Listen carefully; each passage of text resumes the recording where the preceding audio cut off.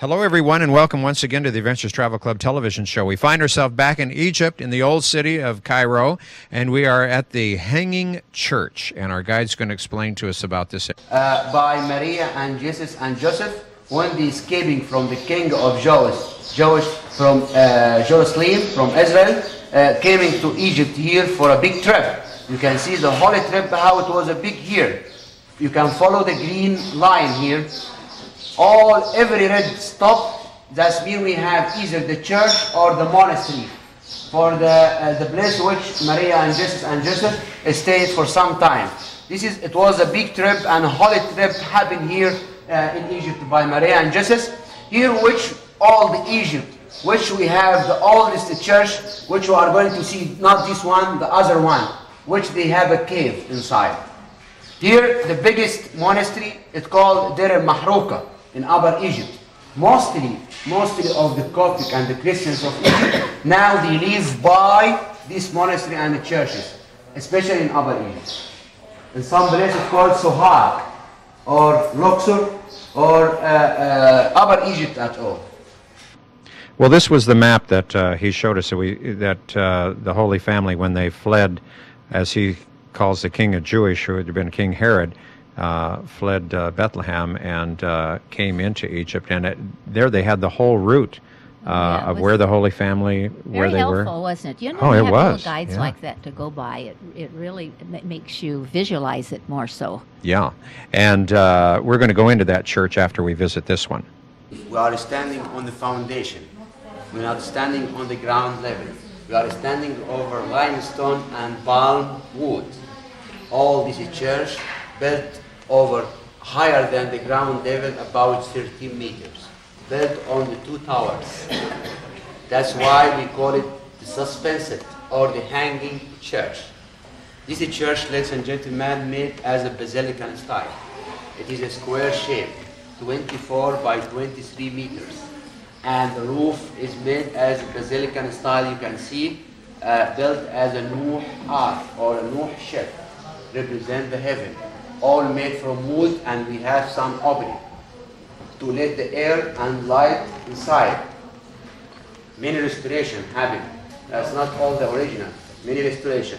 And we have 3 marble rows of columns here. Divide the church for 1, 2, 3, 4 essence. 3 marble rows of columns divide the church for 4 essence. This is church, like I told, made all the wood made from ebony and inlaid by ivory.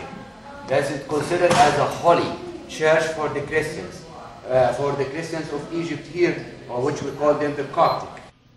Well, this particular Coptic church is one of 2 that we are going to visit today. The next church that we're going into will be the Church St. George, the one that where the Holy Family is built over the area where they thought that they stayed. And then we'll also visit the reconstructed synagogue that is in this old area of the old city of Cairo. Isn't that interesting to think that you have all those different churches, different sects, right within encircling one another like that? It must have been a real small community in the early days, don't you suppose? It could have been, or perhaps they were not built right along at the same time, maybe a century or so apart, huh? That's possible too. This is really beautiful, though, even though it is so dark inside. The ebony wood and then the inlays that we see here too, and there's some relics that were in this church as well. I suspect when we go back the next time that hopefully it will be a little lighter in here than everything has been redone. But I'd like to question you about that, Marv, with the wonderful skylights that they have. Do you think that could have been part of the original church, or was that put in after they learned a little bit more about how skylights work and did it for the benefit of people so they could see? Well, I'd go with you. I think it probably was done later. In reconstruction, yeah. Huh? Everywhere on the columns here you see the crosses. The crosses, even not only the crosses, we have some painting, Coptic painting on the columns here. This is for the time of building this church.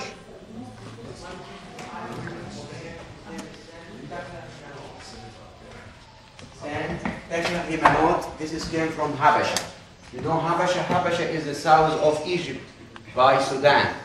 He's black, dark color. His name is Sant Taklahimanot. Here we have a lot of icons, and back of you by these stairs, this is Sunday schools for the children. Sunday school for the children. Every Sunday the children come here to teach them some lessons. I show you the oldest painting here without restoration. Here, have a look here. This is the oldest painting on this church without any restoration. This is already dated for the 4th century, for the time of building this church. Come closer, please. Here represent Merezno.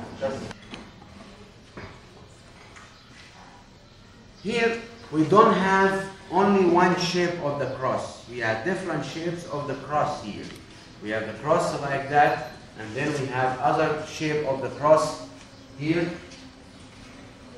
This is always ivory, ladies and gentlemen.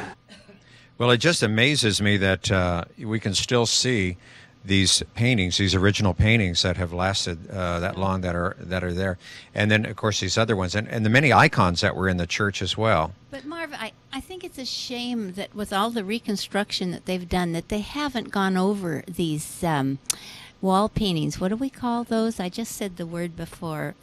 But anyway, they need to, so we could actually see the colors, and because there's enough there to go on. Maybe well, in the future, huh? Yeah, because it's still under reconstruction there. Yeah. Anyway, we left that, and here we're next to the nunnery of St. George. And we're going to go down these little narrow streets, and we're going to go to the Church of St. George, which is the oldest church. And of course, this is the one that was built over the area where they believe that the Holy Family stayed when they were in this area in Egypt. And, our guide didn't tell us this until afterwards, but we did have permission to shoot in that church, although there are signs all over the place saying you can't use your camera. And once before, when we were in this church, one of the priests got after some Japanese tourists who had their cameras there. So I was just trying to sneak some shots in, so the camera work is going to be worse than what you normally see. Marv, these little alleys, little streets, these are places I really love. These are fun, aren't they're they? such fun to go down, because lots of these places people are living right in back of their behind their stores there. Right. And it's exciting. It is exciting. Yeah. And you really now feel that you're really going into another world, into the old world as it existed. You get then. away from the buses and the cars and the horns and everything, and it's nice. I don't think you get very many cars through this little Hardly, street. no. Well, motorcycles, so hard enough to walk on as it was. Anyway, we're now approaching the entrance to St. George's Church, and we have to go down a little bit, and then we'll see the area. Which is actually covered with water, and we'll learn more about that now as we go in the church. St. Sergius Church, the oldest church, it is for the 1st century. This way, please. check it out. This way we go inside and sit down, please. We go inside and sit down, please.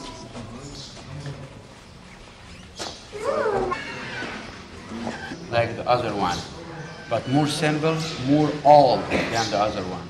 This is church, it dates for the 1st century. The 1st century, and the oldest church we have in Egypt, and the most holy church, because in this church we have the cave. This cave under the ground, the long of it about 6 meters, wide 5 meters, the height 2.5. This is for which already the Holy Family stayed for some time. Jesus and Joseph and Maria. They stayed during the trip here in Egypt. The same style is a basilican style, or Noah ark, the ceiling with the opening. And we have the 2nd floor here. This is as used to for the school. And here we have 2 marble rows. There we was have 3 marble rows of columns. Here 2 marble rows, and here we have the pulpit, already new one, not the old like the other one, new one, and all the wood here too, ebony and inlaid by ivory with many crosses. Here a lot of the Christians of Egypt, they come for praying here because it's considered the most holy church. because back of this Holy of Holies we have the cave, the holy cave of Maria and Jesus and Joseph. Now, ladies and gentlemen, the most important thing to see here in this church, the cave. We will go to see the cave inside. This, ladies and gentlemen, ممكن تديني الكلام. This here, because we can't go inside, I will show you how it looks. This is the cave. Looks inside. The cave looks like that with some marble columns. This is the cave which already Maria and Joseph stayed for some time, escaping from the king of Joash. They stayed under the ground in this cave. After that, Saint Sergius built this church over on the top of this cave. Down there are a cave 5 meters by 6 and 2.5 meters high. This water never come out. Every time the Egyptian antiquities and our government were working hard for absorbing the water under the ground of this area, but still the water coming up. A lot of the Christian people, when they have a good wish or they ask God for a good hope or a good future, they write a notice on the paper and they drop the paper down there in this cave. The other little thing that we saw right there, the little altar is behind the screen, and that's how it is in the Coptic church, as it is in a lot of the other Eastern churches. Anyway, this was the area that we were looking at, and this is now on the other side of that wall, the main church. That altar that we have seen was right behind that. They wouldn't have liked you to have taken a picture of it, would they, Marv? Well, you know, you're not allowed to take pictures in there, but actually he told us after we did this, and we snuck the pictures, as it were. Then he said, "Oh no, we had permission to do that." Yeah, but I think, see, where we missed the boat a little bit on that is our wholesaler, when we arranged for this trip, he paid a lot of money for us to be able to go into some of these places that we went into. We just weren't informed that this was one of them. Unfortunately. Until after the fact. Yeah. Huh? But anyway, we did get to take a little bit of a look at it. Now, these were beautiful, beautiful necklaces that, in fact, you bought a lot of those necklaces there so that we can have those, and we did already. We had those on the our catalog show. That we sold, and boy, those went real fast. They were very popular, weren't they? They're very pretty. They really were nice, and we were like vultures there. And of course, I've been there before. I've been there, done that, so I knew that she was there. It's the same woman that stays at this particular place all the time, and her merchandise is good. I know from experience. So we had such fun doing this. And not only that, the proceeds from the sale of this helps for the restoration of that church as well. Yes, that's right. And it helps, and by selling them, it helped Channel 49 too, because all the profits stayed here for Channel 49. That's right. So unfortunately, we don't have any more of those left. So those are all gone. So we'll have to wait till we go back and visit the old city of Cairo next time when we go to Egypt. This is again right outside that the area there of the church. You see those are the steps that go down into it. Kind of different entrance for a church as far as that was concerned, but I think that was very, very interesting, and it was, as he stated, or is, I should say, the most holy Christian church in Egypt. I love the way he says Joseph. And Maria. Maria's fine, but I don't know quite how. I don't think I could repeat the way he says Joseph. but we know, of course, and I'm not making fun of him. I could never make fun of anybody that can speak another language when I am so dumb myself. Being monolingual. Monolingual, yeah. This was this whole area has been kind of restored. In fact, talking about restoration, this is the inside of the synagogue that we had mentioned a little bit earlier, and we can see that this has been totally restored. I know the last time the time before I was in Egypt, we went in here and it was all covered with scaffolding, and it was you talk about dark. It was dark in there because everything was covered. But anyway, now as we can see, it has been totally restored, and it is really quite beautiful, isn't it? And look at how light it is. With the marble has all been cleaned, so it's just sparkling. It's very, very impressive. It always impressed me the blue that you can see up there on the balustrades around the balcony. And What is that, Marv? I don't know whether that's painted that way or whether that's a particular stone, Must but this, I think a lot of money probably went into the restoration of this synagogue, because you can see that there's an awful lot of inlaid work as you look up in the ceiling. There are also several stained glass windows that are in here too. I don't think you can say probably a lot of money. Certainly a lot of money, right? A lot of Well, you know, money, it does. It takes a great deal of money to restore these ancient buildings. Even and at home, look what it takes if you want to do something in your own house. Yeah, don't You know? remind me. I've got some of that to do. You're doing that right now, but sure, it's expensive. But this all comes from donors. These are people That's with right. true hearts that feel this is important to their faith, and they themselves benefit from it as well as we, being able to go and visit these sacred spots. And it is really quite a beautiful structure. And I don't know exactly the age that this particular synagogue is, but it is beautiful now, And as you there's can the see. ivory Just beautiful. again. You see, Isn't ivory that is quite gorgeous? prevalent in all of these churches. And I think a lot of gold leaf as you get up on the doors that are covering where the Torah is kept Look at there how too. Isn't it gorgeous beautiful? That is. Uh-huh. That Mhm. is. That's just That's magnificent the Holy work. of Holies, I presume. For the synagogue here. That's right. uh-huh. That's where the scrolls are kept behind those two doors that you can see there, and it is really quite lovely. And of course, to see it in person is so much more impressive. And not that you're not doing a good job, but when you catch the glint of the gold, Mhm. the sun shining on it, it's impressive. It is, and our whole trip, I think, was really spectacular. The whole trip that we did to Egypt, starting with going down the Nile and seeing all of the wonderful. Betty, again, I just have to say, I had read about all that, and I thought, well, yeah, we'll see this, and the other, but there were so many surprises of things that I just was not ready for. I wasn't either. But the really sad thing is, I cannot believe this, though, that I went to the library after the fact, and I got out all these books, and I've done nothing but read about now the places that we went to, especially the ruins, because, well, I'm really not a lot into that sort of stuff. But anyway, it does. And I said, oh my gosh, why didn't you do that before you right? left? But that's good, though, and I think that happens to a lot of people that travel. Some people would do the research before, and sometimes you just don't have the opportunity to do it. You're so busy trying to get ready to go that that occupies all of your time. But when you come back now, you can do that. You can go to the library and you can find the books on that, and that's a wonderful thing. But there you are again doing some more shopping, right? No, I'm talking. Oh, But just that's what I do well.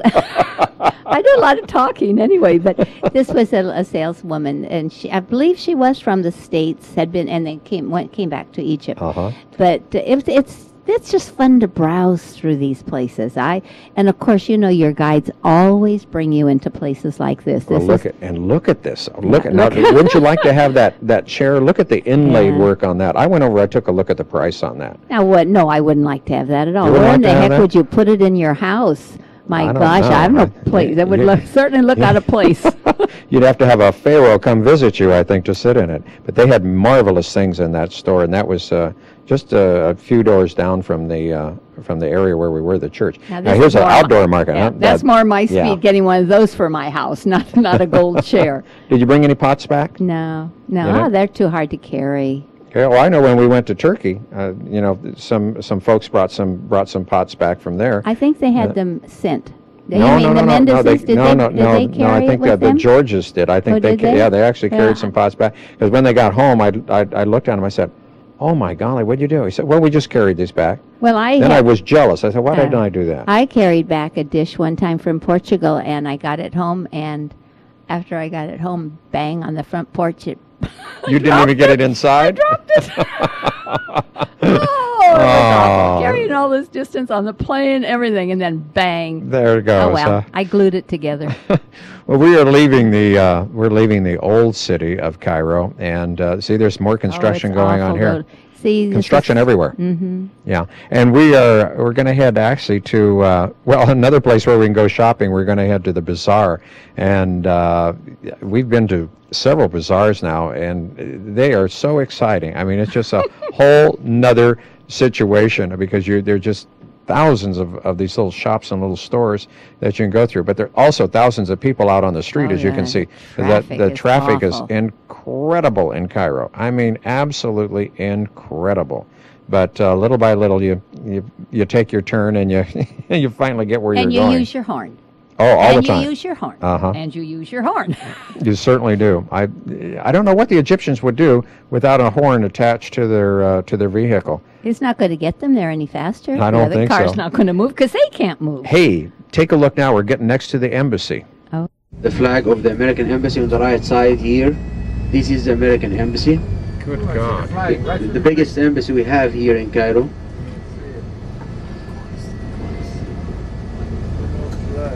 You can say hello from here. Hello. Goodbye. American embassy and the flag on the top there. Lined up waiting to Get the visa. You miss watching the flag from a long time. The flag of the American embassy, American here, and here this is the American embassy. They shouldn't be working today. Today's a holiday for us in the United States. Yeah. Today? Today's Memorial Day. Monday is Memorial Day. And as you can see, we are right downtown now in what I call probably the center of Cairo. Although I don't really know if there is a center. I mean, the city is so big. It spreads out, doesn't it? It really does. It really does. And we're going to cross part of the Nile right now as we're going to be actually heading for lunch. But you can see the tower that we see over here, and this is called the Cairo Tower. I've got my tongue there, I can't work. And we're going across one of the bridges here, and you can see there are many bridges there that connect the area here of the city of Cairo. Yeah, Marv, when you said this is the Nile, I think, no, that can't be. That Nile is where we were on the boat going down. It's so different than, I don't know. I never can connote the fact that it's a big old river. It is a big river, that's for sure. Anyway, we're going to head off to lunch before we go shopping one more time, and that would be, of course, at the bazaar. And there are some more buildings, though, that we should take a look at before we get to our luncheon place. Here is the Opera building, the Opera, Cairo Opera, and here is Cairo Tower. This is the Cairo Tower. The height of it 186 meters, 66 floors. You can go for the top to see all Cairo. Here is the Cairo Opera. This is built in 1994. We always have Italian one, very old one, but burned. Fire happened in 1973. This is a new one built by Japanese. Well, there are a lot of buildings here, of course, that we can see because Cairo is a huge city. This is a new building, he said, that was built by the Japanese. Yeah, I question that. I mean, do you think that they did that for a commercial reason, or? Of course, got me. I don't know. The Japanese also went in and they paid for the restoration of the Sistine Chapel. They did? Yeah, I didn't know that. Mm-hmm, yeah. Well, then it was just a... Yeah, in fact, it was a Japanese broadcast. The NHK did that, Japanese Broadcasting. Well, how wonderful. And of course, they got the rights to do all the filming on it, too, which was great. But that's fine. Probably worth it, yeah. Now, we are going to stop for lunch at the Cascade. This looks like a boat that is floating out here on the Nile. However, I don't think it is a boat. I think it is made to look like one. But I must say, this was a gorgeous restaurant. And it was fun. It really was. And this is part of the whole tour. Yeah, this was all paid for. You didn't have to pay for this. This was yours.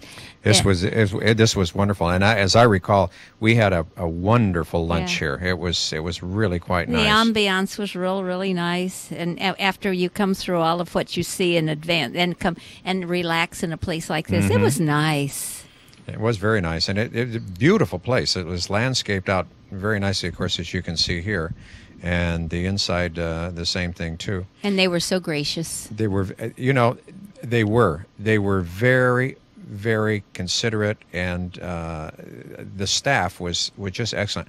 I would say, I don't know, this was a 4 or 5 star restaurant. Yes. From what I would classify it as. And the interior was really quite beautiful. Anyway, we had lunch, and then it was time to leave. Well, you could have shown a little bit of what we. I was too hungry. I can't run that camera went all to the time. That's right. That's right. Especially when I'm bouncing around with that all the time. I see we're all kind of in slow motion, so we must have had a busy morning. We ate well. We really did. We ate well. And we did have the opportunity to see the Egyptian Museum. Of course, you're not allowed to take pictures there. You can take your still picture, there, and if you don't use the flash, then that's fine. But we're finding more and more places that we go to will not let you use a video camera at all. When we got to the Valley of the Kings and the Valley of the Queens, you had to check your video camera in. You could take your still camera, but you could not take a video camera in. Why, I don't know. It must be to protect the rights of people that the commercial people that come in to pay for what they're doing, to do the big things. And that's kind of right, though, Marv. And then on the other hand, it could be security, too.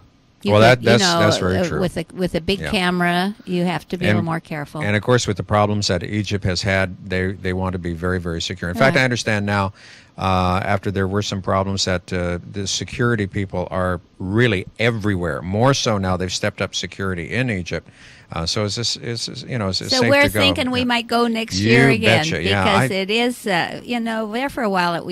There is so much to experience when you do go to Egypt. I mean, now, of course, we're experiencing the city of Cairo, but I mean, we were in Luxor and Aswan and Abu Simbel. Abu Simbel, right? All of those wonderful areas, and we can show it on television, and it's great. But to experience it yourself, and this was an easy trip, because this was although there was some walking on the trip, however, we were we stayed on the boat on the ship, and so that was absolutely wonderful. And then we did day trips out from the ship, and I thought it was a very comfortable thing. The weather was a little bit warm, it's true. Next time we'll go when it's a little bit cooler, but you could put up with that. It wasn't that bad. Because you didn't have the crowds. That's right. There was a lot to compensate for it. No crowds. There were still people there. I think there'll always be. Oh, there always will be, because I mean, you have things here to see that everyone in the world would like to see. That dreamed about seeing at one time or another. And not only, American tourists, but you have tourists from all over the world, and of course the Egyptians too. We had a lot of crew members on the ship that had not seen some of the areas that we went into, so they went along with it. It was great. Now here we are at the bazaar. Isn't that bizarre? Boy, it is. This is just kind of the outside of it. Oh my goodness! Once you get inside, there's just a mass of people in this area. In fact, Betty had some gentleman ask her. He said he wanted to marry your daughter. It was a guide, wasn't it? I thought somebody asked me. I don't know who it was. I don't know. Somebody I remember right here asked you, and you said, "No, thanks. My daughter's already married." So, and there's Betty doing her thing. She's shopping for a purse, right? Oh, is this no? Yep, that's it. Hey, that's just about all the time that we have. If you're interested in any of our trips, give us a call at 488-7443. See you next time. Bye-bye. Bye-bye.